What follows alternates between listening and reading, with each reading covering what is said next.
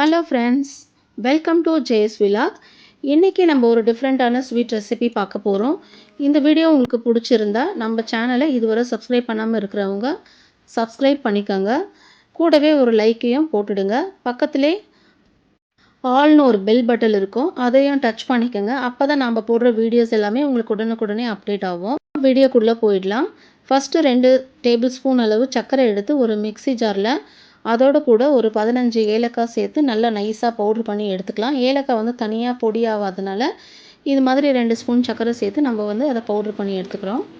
இந்த பேடை வந்து நம்ம உடச்சக்கல்லை வச்சு செய்ய போகிறோம். அதுக்கு ஃபஸ்ட்டு வந்து ஒரு 1/4 கப்பு டேசி கோகனட் சொல்லிட்டு அந்த காஞ்ச துருவல் தேங்காய் பவுடர் இருக்கும், அதை சேர்த்துக்கலாம். அது கூடவே வந்து ஒரு 1/2 கப் அளவு பால் பவுடர் சேர்த்துட்டு அதோடு கூட ஒரு 1/4 கப் அளவு மில்க் மேடை சேர்த்துக்கலாம். இதோட கூட ஏலக்காய் பொடி பண்ணி வச்சேன்னு சொன்னேன் இல்லைங்களா, ஃபஸ்ட்டு அதையும் சேர்த்து மிக்ஸ் பண்ணிவிட்டு அதை ஒன்றா சேர்த்து அரைச்சி எடுத்துக்கலாம். அதே மிக்ஸி ஜாரில் வந்து உடச்ச கடலை 1 கப் அளவு நம்ம எடுத்துக்கலாம். ஸோ இந்த அளவுக்கு நைஸாக பவுட்ரு பண்ணிவிட்டு இதையும் அதையும் ரெண்டுமே சேர்த்து நல்லா ஒன்றா மெர்ஜ் ஆகிற மாதிரி மிக்ஸ் பண்ணி எடுத்துக்கலாம். உங்கள்கிட்ட பெரிய ஜார் இருந்துச்சுன்னா எல்லாமே ஒன்றாவே சேர்த்து கூட நீங்கள் வந்து மிக்ஸ் பண்ணி அரைச்சி எடுத்துக்கலாம். அரைச்சி எடுத்ததுக்கப்புறம் இது எல்லாமே ஒன்றா கலந்துட்டு இதோடு கூட ஒரு 2 ஸ்பூன் அளவு நெய் சேர்த்து நல்லா எல்லாம் ஒன்று சேர பிசைஞ்சு எடுத்துக்கலாம். இப்போது இந்த அளவுக்கு ஷேப் வர மாதிரி நல்லா பிசைஞ்சு எடுத்துகிட்டு இதை வந்து ஒரு சின்ன சின்ன உருண்டைகளாக நமக்கு எந்த சைஸுக்கு தேவையோ அந்த அளவுக்கு நம்ம வந்து உருண்டை பிடிச்சி எடுத்துகிட்டு நடுவில் இந்த மாதிரி லைட்டாக ப்ரெஸ் பண்ணிவிட்டு நான் வந்து நெய்யில் இந்த பாதாம் ஊற வச்சு வச்சுருந்தேன், அதை எடுத்து சென்டரில் இந்த மாதிரி வந்து இதை ப்ரெஸ் பண்ணி வச்சுக்கலாம். நான் வந்து பாதாம் வச்சுருக்கேன், உங்களுக்கு முந்திரி பிஸ்தா எது வேணுமோ நீங்கள் சென்டரில் வச்சுக்கலாம். இப்போது பால் பவுடரில் செய்த ஒரு மில்க் பேடா சூப்பராக ரெடி ஆகிடுச்சு.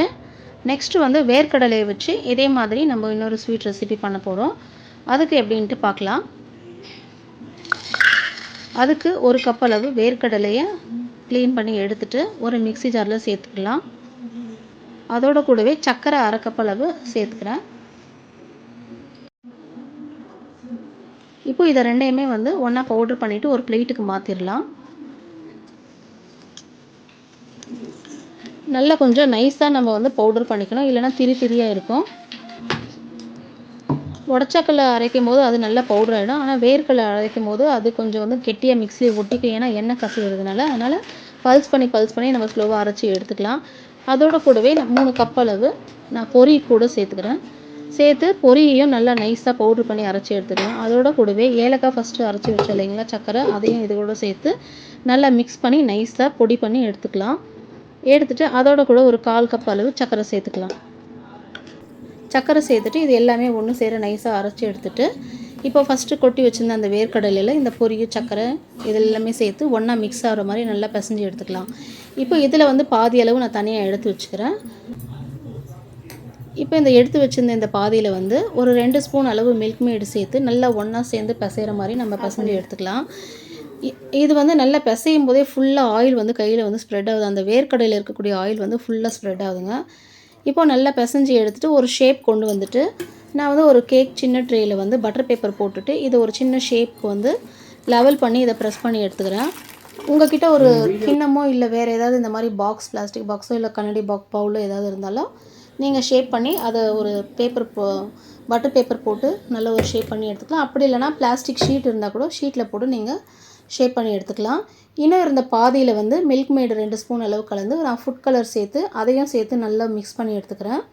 அதையும் இந்த ஷேப் அளவுக்கு நல்லா ஒரு ஷேப் பண்ணி எடுத்துகிட்டு ஆல்ரெடி பண்ணி வச்சுருந்த இந்த பேடா மேலேயே இதையும் வந்து கொஞ்சம் நல்லா ப்ரெஸ் பண்ணுற மாதிரி நான் அழுத்தி விட்டுக்கிறேன். இப்போ இது அந்த வேர்க்கடையில் இருந்த எண்ணெயே வந்து ஃபுல்லாக மேலே வந்து ஸ்ப்ரெட் ஆகி அந்த மாதிரி வந்திருக்கு. இதுக்கு வந்து அதிக அளவு நமக்கு நெய்யோ எண்ணெயோ தேவைப்படாது. இப்போ பாருங்கள், இது ரெண்டுமே வந்து நல்லா ஒன்றா ப்ரெஸ் ஆகிடுச்சு. இப்போ வந்து இது ஃப்ரிட்ஜிலலாம் வைக்கணும்னு அவசியம் இல்லை, உடனே எடுத்து நம்ம வந்து எந்த சைஸ்க்கு நமக்கு தேவையோ அந்த சைஸ்க்கு வந்து சின்ன சின்ன பீஸாக வந்து கட் பண்ணி எடுத்துக்கலாம். டேஸ்ட் பண்ணி பார்க்கும்போது டேஸ்ட்டு நல்லாவே தான் இருந்தது, ஆனால் இது வந்து ஒரு டைம் சாப்பிடலாம். மற்றபடி இது வந்து ஃபெஸ்டிவலுக்குன்னு சொல்லிட்டு நம்ம செஞ்செல்லாம் நிறைய வச்சு சாப்பிடலாம் முடியாது. என்னதான் இருந்தாலும் நம்ம அடுப்பில் செஞ்சு ஸ்வீட் சாப்பிட்ற டேஸ்ட் வந்து வேறு, இந்த மாதிரி வந்து இன்ஸ்டண்ட்டாக பண்ணுறது ஒன்று டேஸ்ட் வந்து வேறு தான்.